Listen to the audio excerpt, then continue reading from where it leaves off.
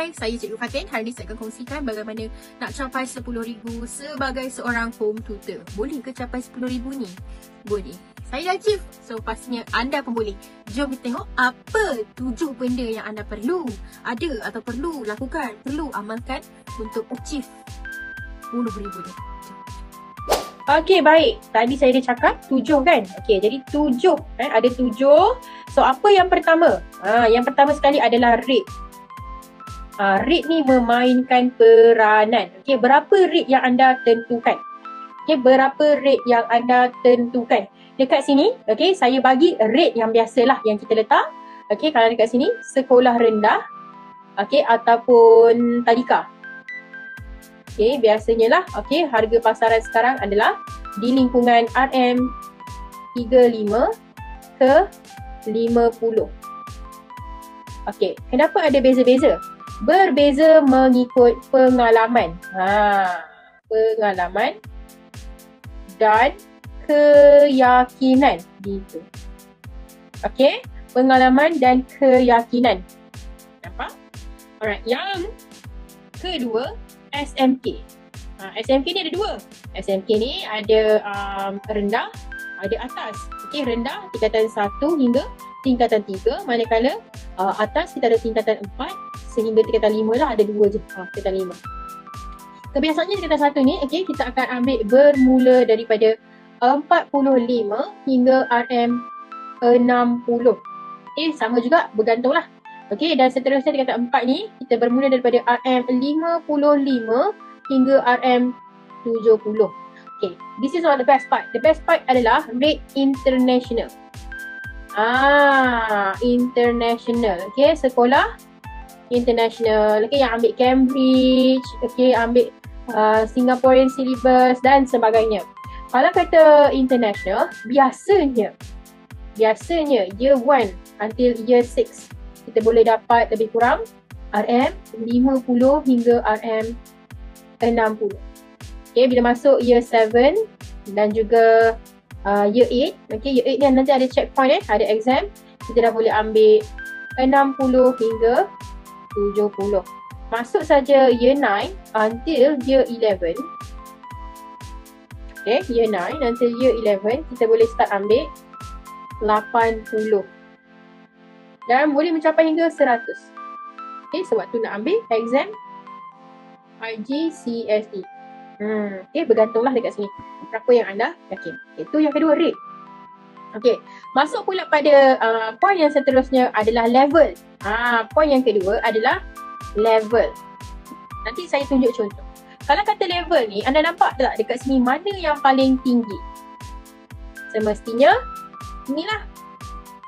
Kalau anda main sekolah menengah, kalau anda main international, I think mana-mana level pun okey. Kalau kata sekolah menengah, you can always aim untuk menengah atas. So, 2 ni lah. Okey, merujuk kepada yang sini. Okey. Poin yang ketiga adalah jenis kelas. Macam saya banyak ambil kelas 2, iaitu 2 orang, ataupun grouping. Macam mana konsep duo dengan grouping ni, macam mana saya charge? Saya kurangkan RM10 per pelajar atau RM5. Ini terpulang pada anda RM10 per pelajar atau RM5. Tapi biasanya kita pakai yang ni. Saya bagi contoh. Katakan sekolah rendah anda ambil RM40 satu pelajar. Kalau 2 orang bermaksud dekat sini RM70 per pelajar. Faham sebab apa? Sebab kita dah charge, kalau 2 orang kita charge RM35. So 2 darab 35 dapat 70. Okey, kalau kata 3 pelajar dah jadi 30 dekat sini, dapat RM90 bukan per pelajar yang ni. Yang ini adalah per jam. Per jam. Kalau kita pecahkan, dia jadi ni lah, samalah 35 per pelajar lah. Yang ni akan jadi 30 per pelajar. Okay, so 90 tu banyak tu. Berbanding dengan kita ajar seorang, kan, kita 3 orang lah. So kalau 3, 90 kan. Kalau busuk-busuk pun dia ambil 4 jam, 9, 18, 27, kita dah dapat sebulan 360 berbanding dengan yang ni 4 darab 4 iaitu 160. Nampak tak? Ada beza 200. 200. So dekat sini lah main peranan sebenarnya. Jenis kelas memainkan peranan. Okay, grouping, duo dan juga international punya student. Boleh Poin yang keempat adalah penyusunan jadual.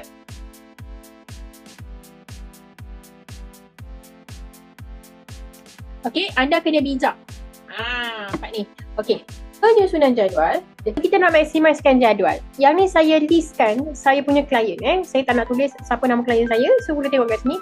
Puan A. Okey, yang ni kalau saya tulis U ni maksudnya international. So apa yang saya buat, saya akan maksimalkan. Okay, kita upsell. Dapat klien tanya, adik tak nak tuition ke? Abang tak nak tuition ke? So BM, BI, Maths. Dekat sini kalau tengok. Okay, yang ni 2 jam. Satu subjek ni 2 jam. 2 jam. Yang ni 1 jam, yang ni 1 jam. So 3 jam. Okay, dekat sini Isnin, dia pukul 2.30. Saya dah request pukul 2.30 sebab adik dia balik awal, year 3 ni. Saya cakap, saya buat adik dia dulu. So 2.30. Okay, 2.30 sampai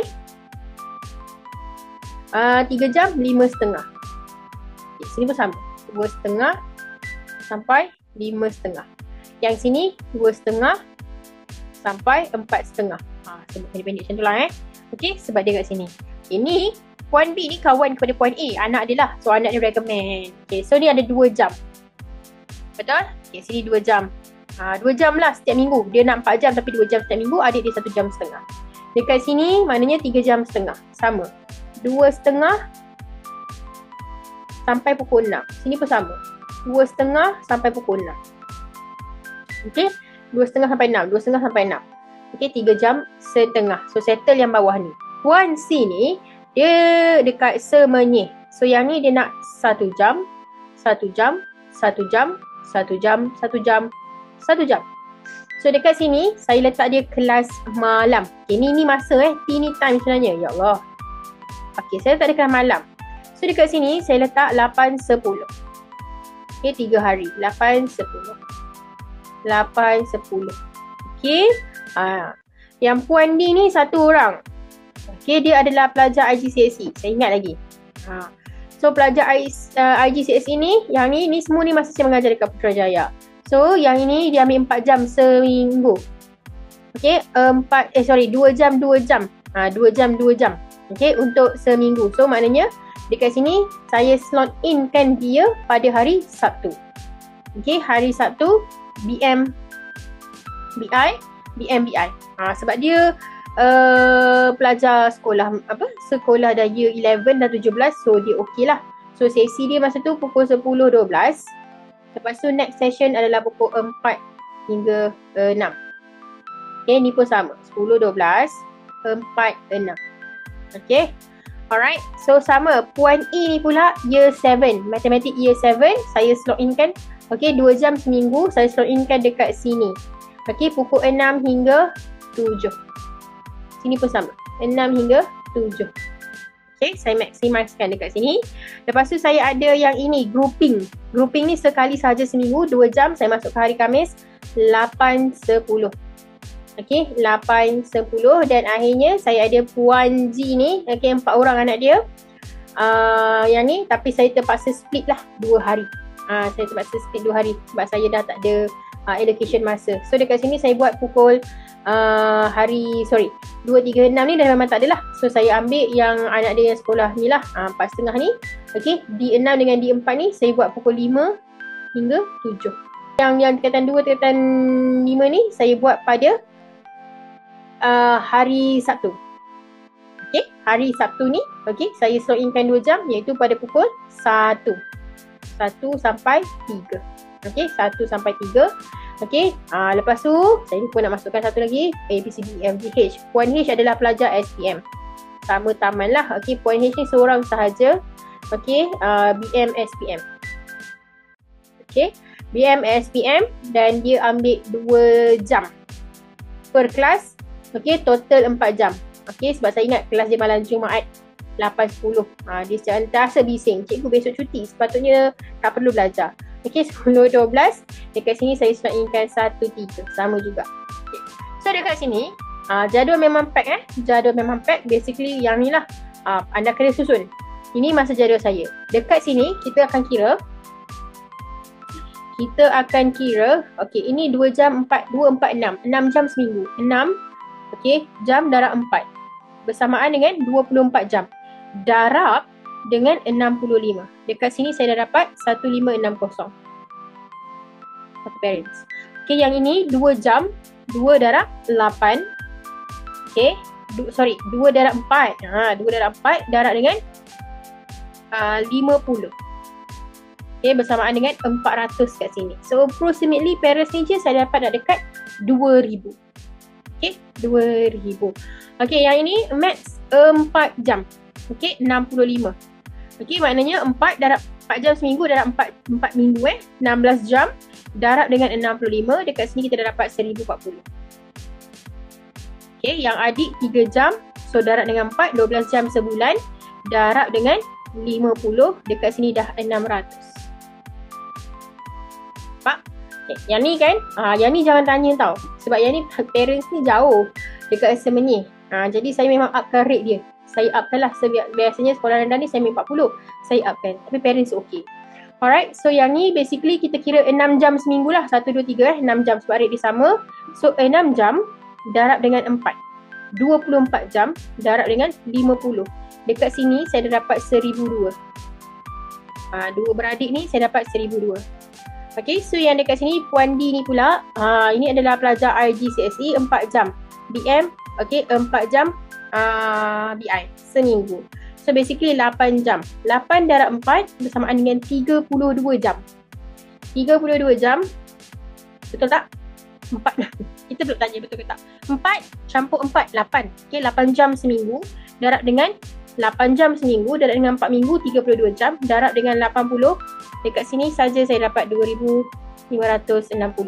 Kalau student international, parents memang tak ada masalah nak bayar sebanyak ini. Percayalah cakap saya, sedangkan yuran-yuran sekolah mereka lebih tinggi. Okey, Puan E ni pelajar year 7. Okey, dia ambil 2 jam saja. Bermaksud darab 4 8 jam, 8 jam darab 60. Dekat sini saya dapat 480. Saya main area Putrajaya saja masa ni saya memang kat kelas Putrajaya saja. And then 5 ni, okey, yang ini 8 jam, so saya dapat 800. Lepas tu Puan G ni kita ada, ni rate dia berbeza-beza lah ni semua satu kali seminggu. So yang ini okey, 4, okey, 100, 190 lah seminggu. 190 seminggu darab dengan 4. Dekat sini saya dapat 760. Okey, manakala yang ini BMSPM 2. Okey, BMSPM ni, okey, saya ambil rate dia adalah 70. Okey, 70. So 8 jam darab dengan 70 bersamaan dengan 560. So kalau kata kita totalkan, okey, 1560 tambah 400 tambah 1040 tambah 600 tambah 1002 tambah ini saya tak tulis. Oh, okey, 1002 yang ni tambah yang ni 2560 tambah 480. Okey, tambah 800 tambah 760 dan tambah 560.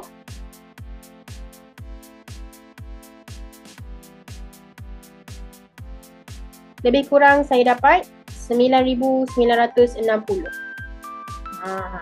Okey, lebih kurang. Tapi dia akan bertambah kalau minggu, faham tak? Hari Isnin tu, bulan tu ada 5 kali. So dia akan tambah dekat sini. Okey, dan saya ada ambil kelas-kelas lain lah. Ni. Saya memang kosongkan untuk kelas ganti ke dan so on and so forth. Okey, kita double check balik. Kita double check betul tak pengiraan saya. Okey, saya dah double check betul. Amount dia adalah 9,960. So memang possible. Possible untuk kita capai. Bukan possible, memang saya dah dapat dah pun. Okey, memang saya dah dapat.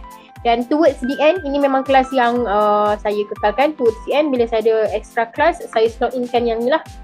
Diorang sanggup je, 1 jam pun sanggup. Okey, dekat sini pun saya anjakkan masa, depends lah. So dekat sini, kalau dulu saya memang maximize kan, cuma dekat sini adalah lunch hour. Dekat sini dekat pen saya ni, kau warna merah. Dekat sini adalah bahagian lunch hour.